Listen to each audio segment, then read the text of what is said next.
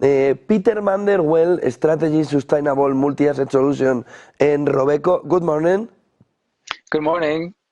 Are you concerned about the downgrade of US debt that we saw last Friday? Well, Moody's was not the first credit rating agency to downgrade US debt. The first agency was S&P back in 2011. So in that sense, it is not a shock. However, it is a confirmation that the US debt trajectory is taking a path that might not be sustainable, and I think that's also again confirmed by this downgrade. The levels of the US 10-year that investors should be watching, 5%, 6%? I think for a true expression of market concern about debt sustainability in the US, you would see 10-year US well above 5%. What do you think a conservative investor should do in this stock market environmental with a volatile market? Yeah, so this is a market that remains highly unpredictable, given that if you look at the market pricing, tariffs are a very large chunk of the underlying or expressed volatility, and we just simply don't know how the Xi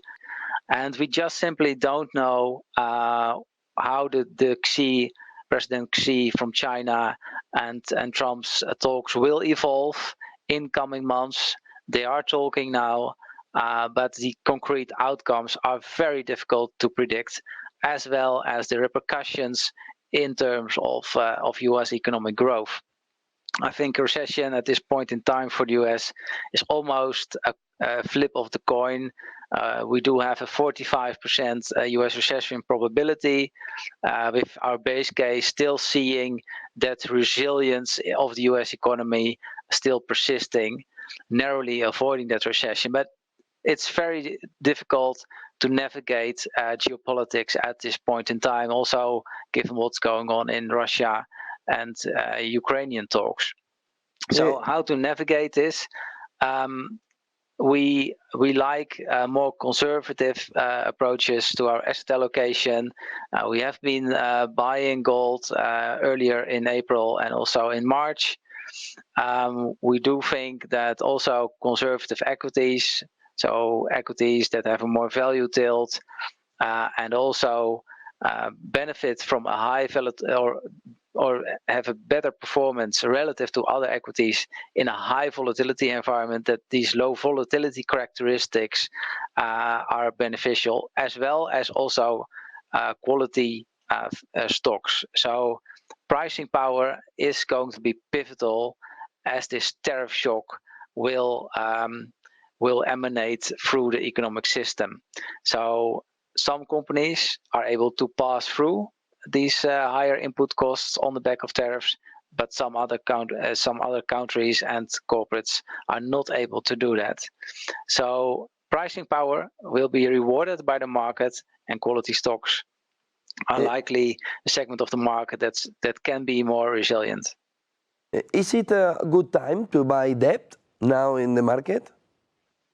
So we are neutral on duration at this point in time, and things could go either way. So if you look at sentiment data, they are really bearish, both consumers as well as producers.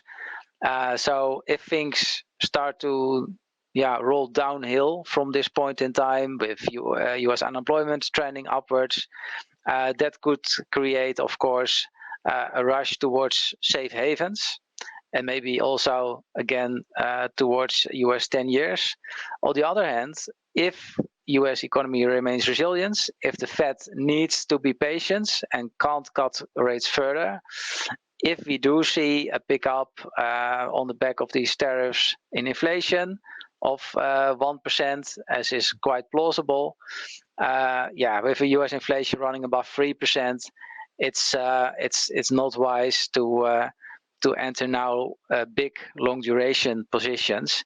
So things could really go either way here. So for now we remain cautious with a neutral stance on duration. In equities, it's time to come back to the US? Yeah, so you have seen that US exceptionalism has been revisited over the last couple of days.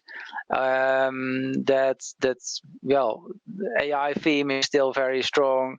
The fact that there is now that 90-day pause on tariffs that has of course given some leeway for US equities again. You saw also that the dollar strengthened again. But if you look now at the fact that the 30-year US Treasury rate is now again close to 5%, which was also the risk-off signal in early April, yeah, I think you should be cautious by chasing this market and buying equities right now.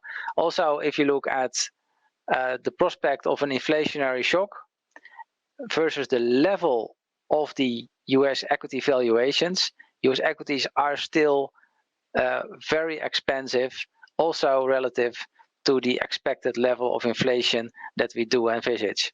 And if long rates stay elevated, I think that will still pose a headwind for US equities, despite decent earnings growth from the Magnificent Seven.